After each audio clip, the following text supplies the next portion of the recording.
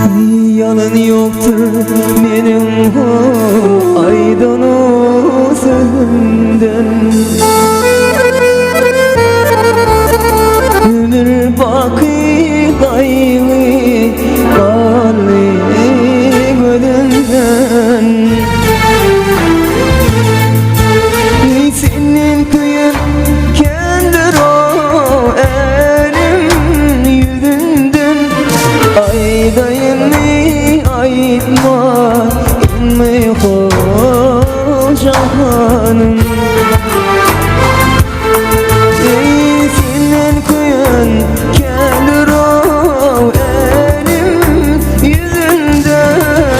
Aydayım aytma inme hoca hanım.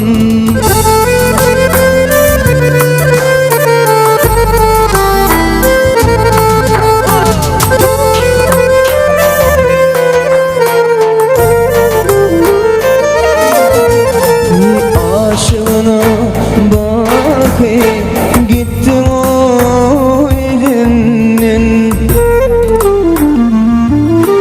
Emin bir yerin ayrılak acı zulümden. Senin kıyın kendir o elim yüzünden.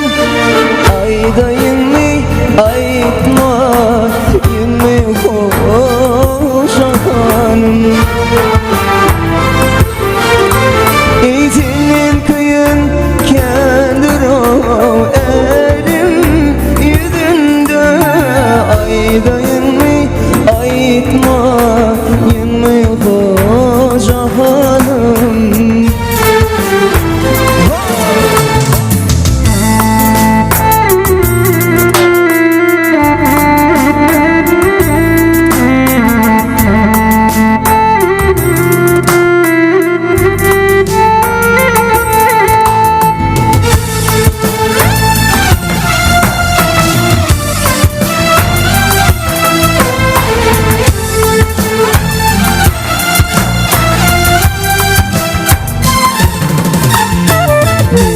Mecnun divan çölleri geziptir.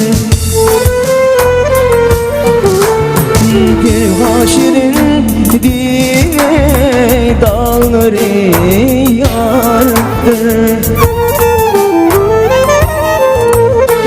Benim senin bahtını başka Konya'dadır. Aydayım aytma inme hoca hanım.